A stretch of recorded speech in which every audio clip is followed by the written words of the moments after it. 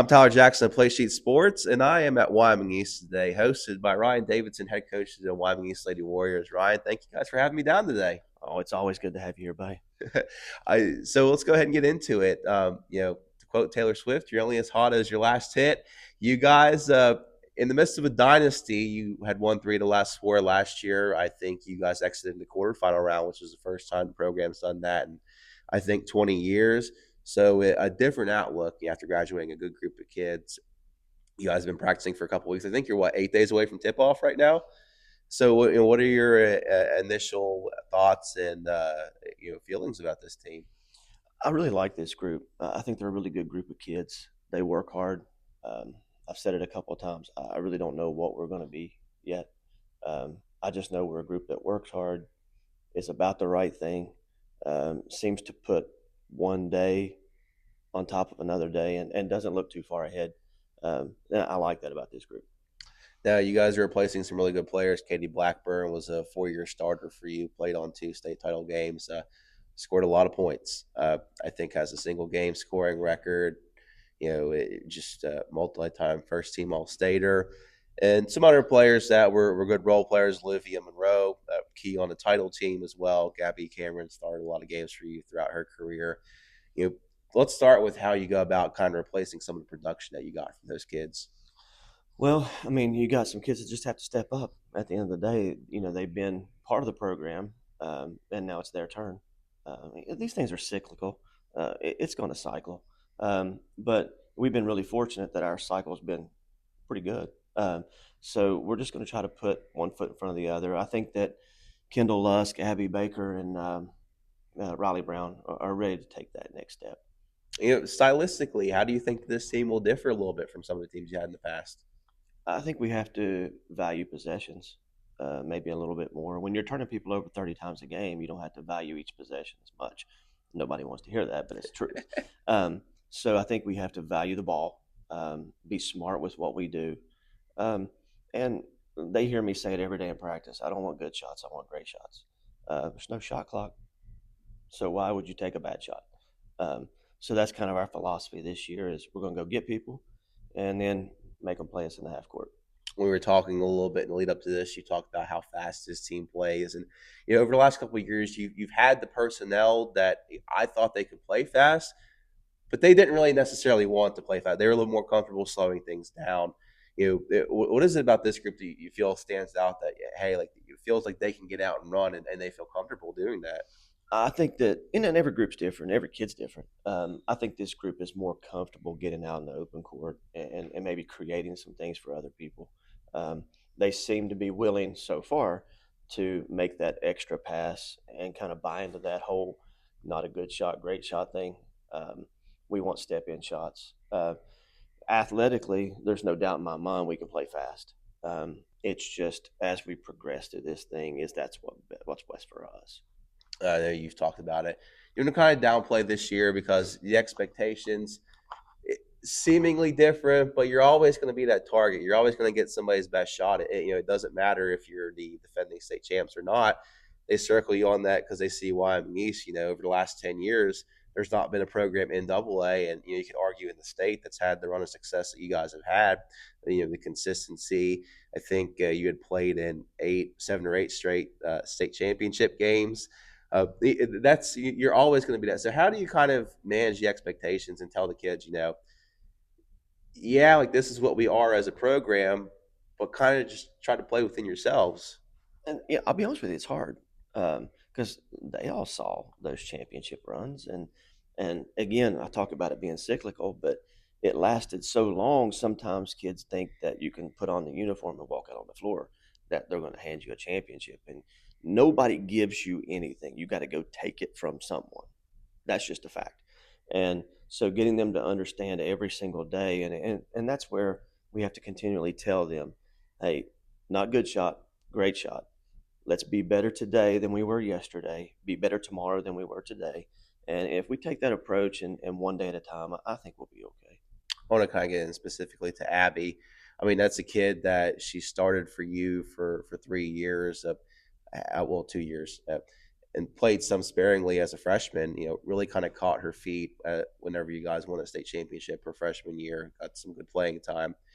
What have you seen from her? Because I mean, the way it's going to come into the season, she's probably going to be the player that teams highlight. They know her as a kid that hit the game winner in a state championship game 2 years ago. She's a two-time All-Stater. Whenever they're looking at your roster, opposing teams, that's probably what they're going to start to circle is her. How can we first take her out of games? So we'll talk about the growth, if any, that you've seen from her this offseason. She's become a better basketball player. She's not just an athlete playing basketball, and she's a really high level athlete.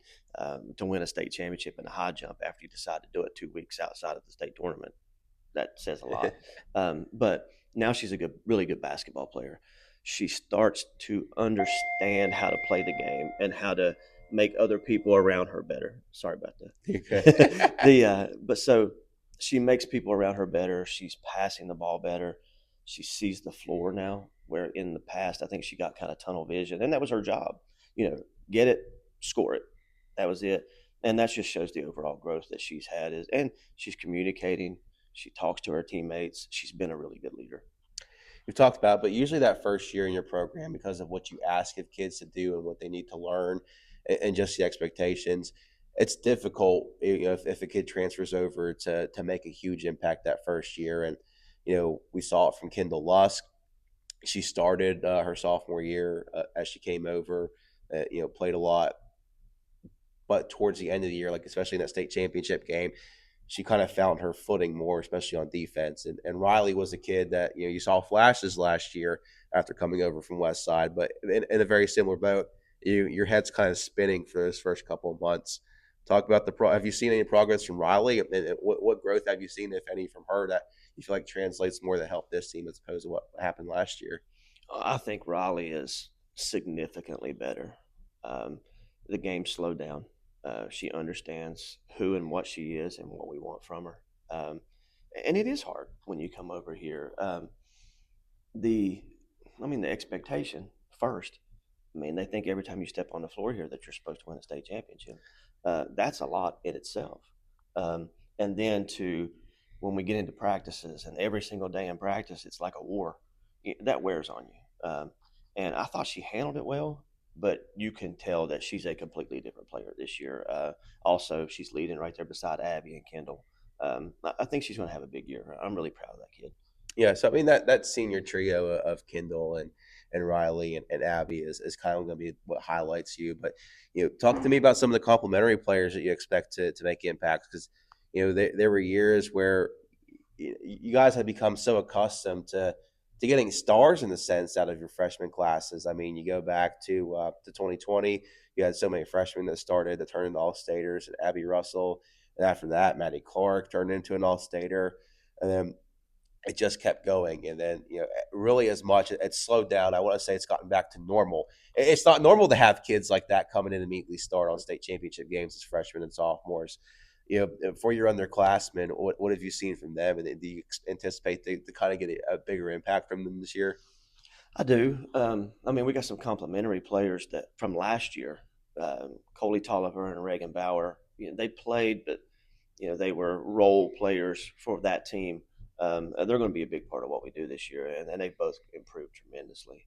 And from the freshman standpoint, Jamie Cox, Abby's little sister, she's next in line. It is what it is. Her expectation is high, and it's warranted. It's gonna take some time for her to understand how hard we play all the time and the terminology and things, but she'll be okay. She's going to be the next one to step up. And then Kylie Martin this year, she's been a role kid for us. Always been huge in practice because she simulates the other team's best player 99% of the time. She's going to play a lot this year. We know what she's going to give us on defense, but her offense has improved to the point where if the ball's in her hand, that we trust her. But the thing, Kendall Lusk is going to run our team. It's her turn. She's ready for it. She's put her time in. She's worked her butt off. She's our leader. Gotcha. I mean, you guys know something about point guards. You've had quite a few really good ones. So I kind of want to get into it. We look so much into the state tournament and all that, but I mean there are so many years where it's even tough to get there, especially getting through this region. I mean, you go back to 2 years ago when you won a state title. Three of the top five teams all came from this region, and you had a state championship that featured two sectional teams. I mean, just talk about the challenges of trying to navigate through that because you lost last year in the quarterfinals to a team that's in your region and it brings back some really good players. And then Summers County loses some players, but there's always some sort of history there. They compete hard, and usually they have coaching staff that can put in a good game plan that can at least make a game challenging. I think the region's hard again. I think James Monroe's really good. I think Summers County is always a problem because I think Trail can really coach and had a huge respect for Rick Blevins. Um, you got West Side's going to be a problem this year. They're growing it in their younger groups, so they're going to be improved. You got Independence moving down, um, and that's just I think Riverview is going to be pretty good. Um, and that's just to mention those. I think if you don't come to play every night in this region, somebody will get you, which is nice because that means you're challenged every single night. If you don't do the right thing, then you're going to be pretty sad when it ends. But it also prepares you for a state tournament. Um, just like we've got a run in the middle of the year where we play 3 straight days. We do that on purpose because we want to be able to simulate as much as we can the state tournament. Even if you get that break down there, you still, if you can go 3 straight days in a row and compete, you're ready. If come mid March you guys are hoisting another one of these, what's the story of this team in this season? Work. They have to outwork people. They have to be willing to sacrifice and work when others won't. Um, and I think they're made for it. But again, and I'll repeat this over and over, I don't know what our ceiling is. I just know we work hard and you got to make some shots at some point. So we'll see what happens. Gotcha. Well, Ryan, I appreciate you hosting me today and having me down, and looking forward to this season. As always, a lot of fun covering this program, and I don't think that this year will be any different. So, looking forward to it, and we'll see if what happens come March. Hey, it's always a pleasure, buddy. Thank you. Absolutely. Thank you.